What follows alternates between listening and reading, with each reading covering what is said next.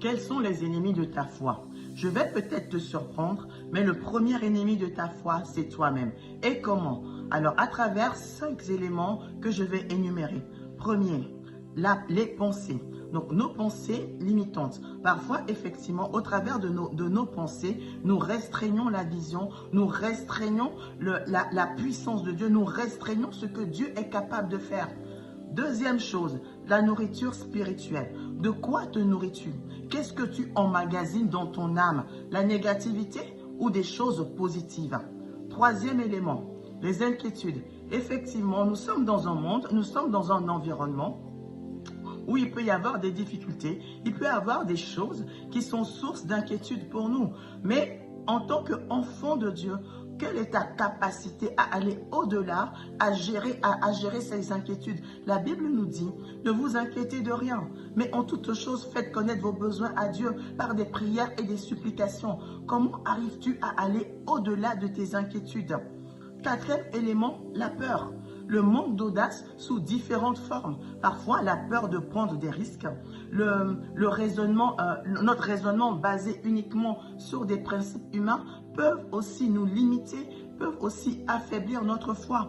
Et cinquième élément, les actes que nous posons.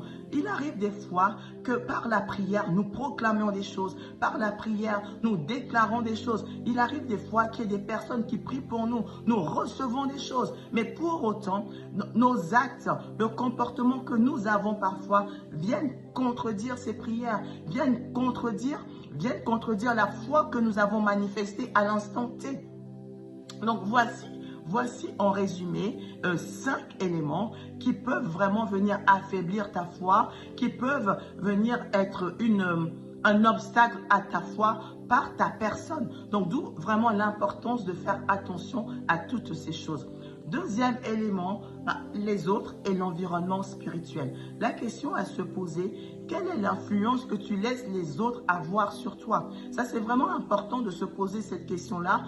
Quel est ton environnement spirituel? Et il est important par rapport à ça de s'entourer de personnes qui ont un rôle de catalyseur dans notre vie, de s'entourer de personnes qui expérimentent, qui ont expérimenté des choses surnaturelles et extraordinaires avec le Seigneur, de s'entourer de personnes qui nous partagent leurs témoignages parce que cela vient booster notre foi. Donc c'est important de bien choisir son environnement spirituel, de bien choisir les personnes qui nous entourent, de bien choisir les influences entre guillemets auxquelles nous nous soumettons.